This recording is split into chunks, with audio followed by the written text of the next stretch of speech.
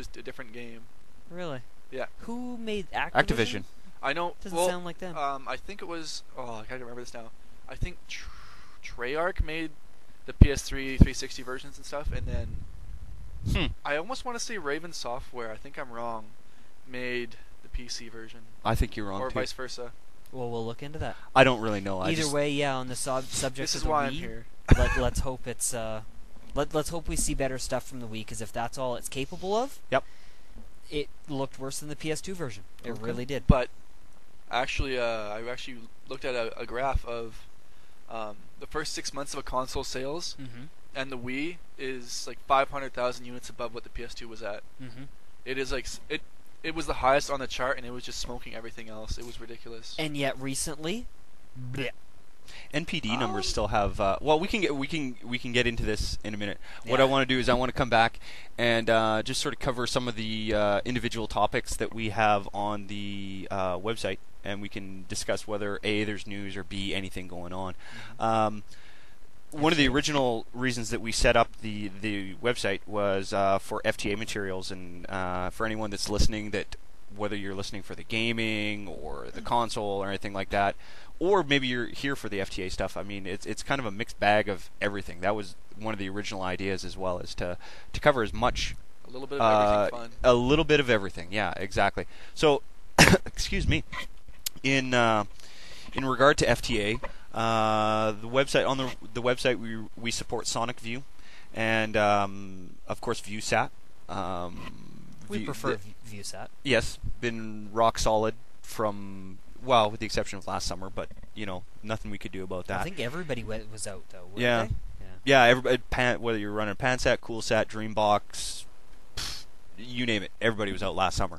So, but outside of that, I mean, there have been some major events with some key changes and some new bins that have come out to implement the auto roll feature. But outside of that, I don't think there's even been a key change in the last. I'm not sure how long. I guess today. Today we have at time of recording. But outside of that, no, we were down for a couple minutes. Yeah. News-wise, not a whole lot going on. A lot of people still waiting for the high-def receivers, which may or may not be a moot point. We have it from sort of an inside source who told us don't do anything with high-def FTA right now because of the system that Bell and Dish Network may be implementing on their high-def. So, some kind of new format or something. Unfortunately, I was talking to a guy. He was flying off with more terms and figures than I could keep up with. He was a traditional geek.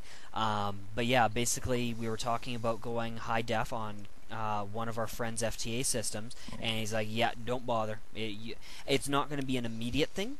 And this is someone who works in the industry. Yeah, he doesn't work for it. He works for a contracted company that actually puts up the satellite dishes. Okay. So he goes, they do the home installations, they run the wire, and then, well, I guess with non-FTA, you just slap in a card. Well, I had heard this a while ago.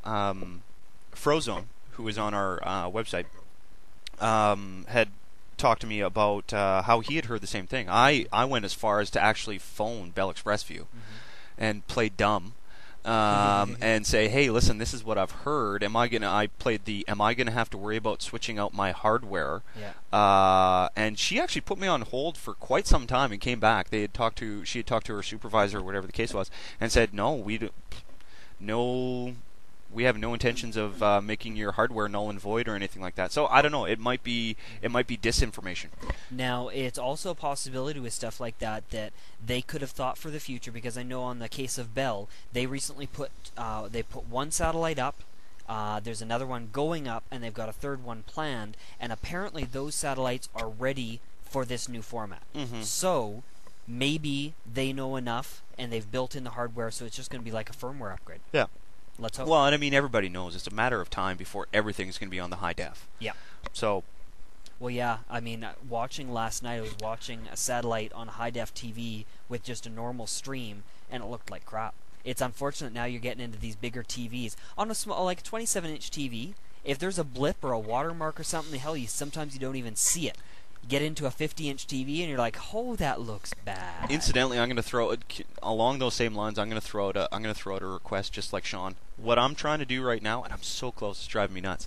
If anybody is more familiar with streaming content, whether it's through a media player or just with what's called a DVB card, for anyone that knows what it is, I apologize for sounding so condescending in terms of ignorance or explaining it to the general masses. But if you know what I'm talking about, if you know what a DVB card is, and streaming that signal in another format, I'm basically trying to get it to stream in MPEG-4. Tell them what you want to do with it. Well, I want to get satellite TV on my PSP, and for no other reason than just to say that he got satellite TV on his PSP. Yeah, and it's so close. It's driving me nuts.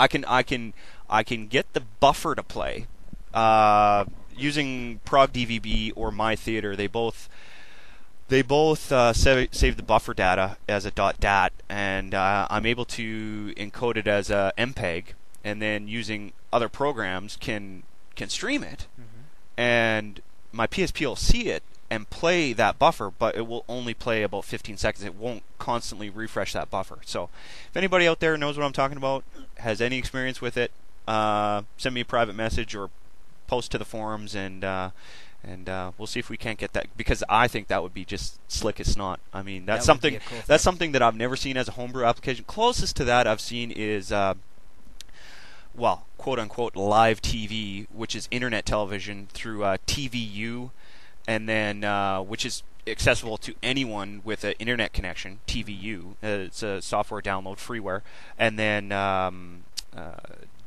what's it called? VLC. VLC will you can exactly, and you can use that to watch TV. But I mean, a lot of on your PSP. Yeah, oh, yeah, cool. yeah. But I mean, for me, it's 90% foreign channels, and even then, the what is your NBC, ABC, Fox, things like that, they're sort of irrelevant channels. I want to lay in bed and watch a pay-per-view movie.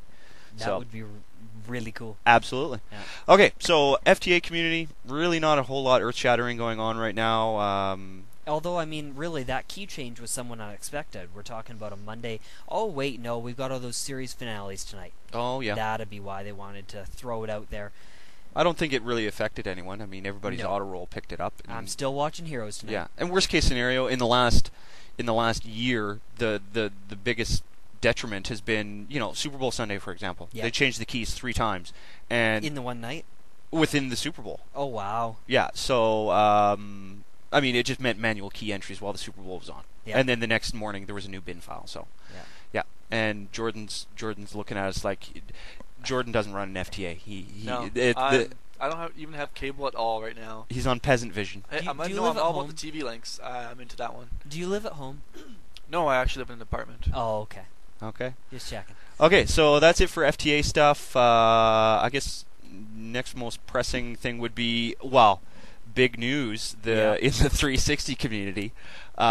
People with modified 360s with their